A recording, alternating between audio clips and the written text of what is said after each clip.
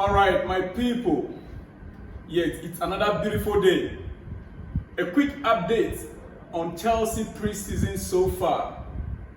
The pre-season has been going so good. Right now, we still have about 2 matches to go. We have, I think, Fulham and Dortmund in the coming days to run up our pre-season. But quickly before then, I have been observing the changes the coach has been making so far in our team lineup from the first game, the second game, and the third game against Brighton. And it looks like the team is beginning to take shape at the front. The attack is beginning to take shape. You can tell when the season starts, the first 11, you can begin to pick 1 or 2 players that you know that these 2 or 3 players, they are surely going to be starting the season. The first person I have observed there is Nkuku.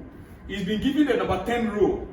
If you watch the game we play against Brighton, he's given the number 10 role. He's been given the freedom to move around. Nkuku, he's been doing the number 10 playing the number 10 position.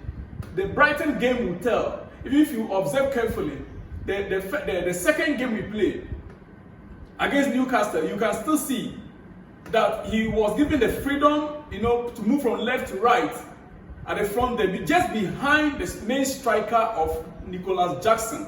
And that brings me to Nicholas Jackson, the best player in our last match against Newcastle. The best player in our last match against Newcastle, Nicholas Jackson. This guy, I never expected him to come this way. Looking at the price tag on him. But the guy has proven almost everybody that yes, he is coming of age. He is growing into the game. He's building his confidence. His confidence level is growing up. Nicholas Jackson as our number 9. He's been playing the number 9 role perfectly well. His footwork very beautiful. The number 9 role. The next person that I'll talk about in that front is Maatsen. Maatsen was on the right side of the attack, and he's been doing so very well. Maatsen, he's been doing very greatly on that role. And so for me, I'm looking at Nkuku, Jackson at the number 9, Nkuku as number 10. Then Maatsen, I'm looking at that guy to play maybe the right wing of the attack. Maatsen, yes. Modric on the left, Maatsen at the right wing.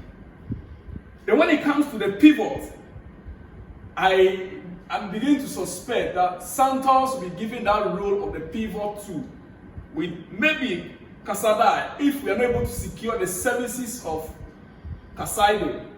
But I'm very much sure that we are going to be able to secure the services of Casado. And so, but for now, Casada is my tick, even though I'm not very sure he can play that role in certain games or certain matches, because he's still growing.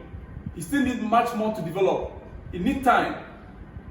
I would have wished that he'll be sent on loan, to develop more.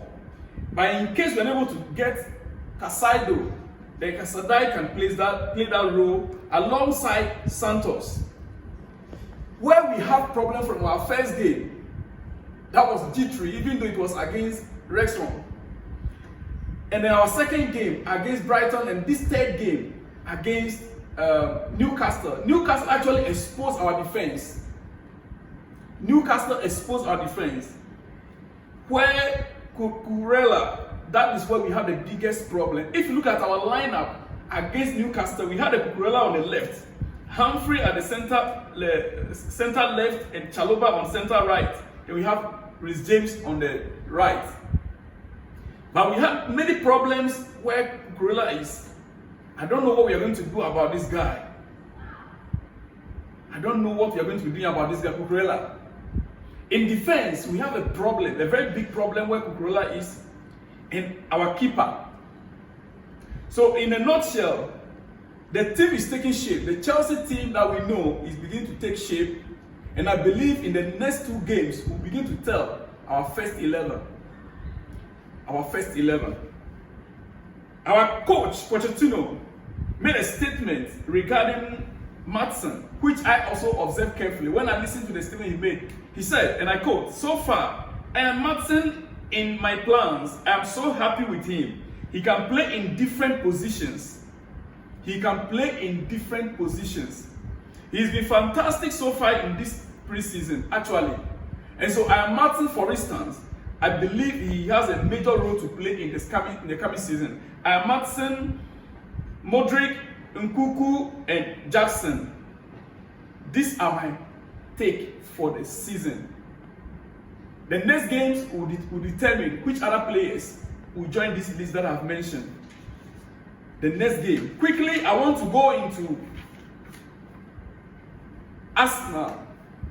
Before the preseason started fully, there were speculations that Thomas Partey should be sold. Thomas Partey should be sold out. Thomas Partey. Why were all those speculations coming in? Just because he had the later part of last season was quite bad for him, and it was due to injury. The latter part of last season, from the beginning of the season to the middle of the season, just around December, Partey was doing very well for Arsenal. He was the pivot holding that midfield of Arsenal until the World Cup. After the World Cup, then his form began to dip lower. But many people were speculating that Partey will be sent on, Partey will be sold out. Partey has done this, Partey has done that. I was wondering, if you go back and you watch all Arsenal games from the first day of the last season, you will notice that anytime Partey is not in that midfield, there's always a problem. To prove you right, go back and watch the match they played yesterday with Barcelona. The way he bossed that midfield for Arsenal. He bossed that midfield for Arsenal. And I'm happy when I heard Ateta, because Ateta saying that Partey is part of his plans. Partey is part of the plans. So those of you that are still speculating on Partey going out or going to Saudi Arabia, forget it. Partey will still be in Arsenal this coming season. Looking at the game he played last night with Arsenal, that midfield, you can just imagine that midfield. Had it not been Partey in that midfield, go back, and if you miss that game, go back and watch that game carefully.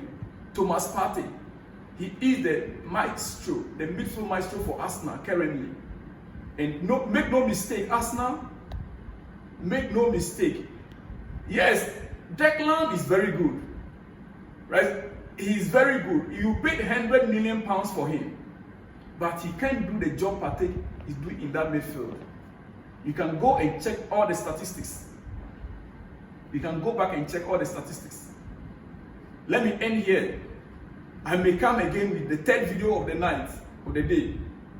That will be later in the night, possibly, if there is any new news update to be given.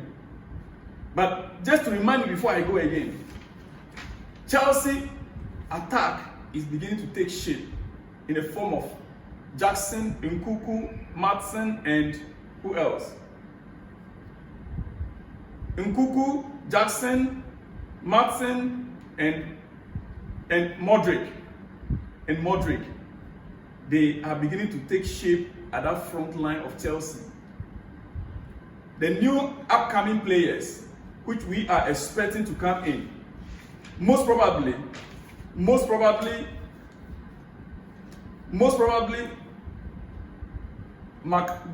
Kudus, and Olise. Any one of these four players, let's keep our eyes on them. Maguire, Kudus, and Olise. And also, let us not forget that our midfield man that we are expecting, Casado. Let's keep waiting patiently. I believe that by the close of this week, we should be having a good news about Casado. By the close of this week, according to what that transpired yesterday, by the close of this week, we should have a positive news about Casado. See you again later in the night. Bye for now.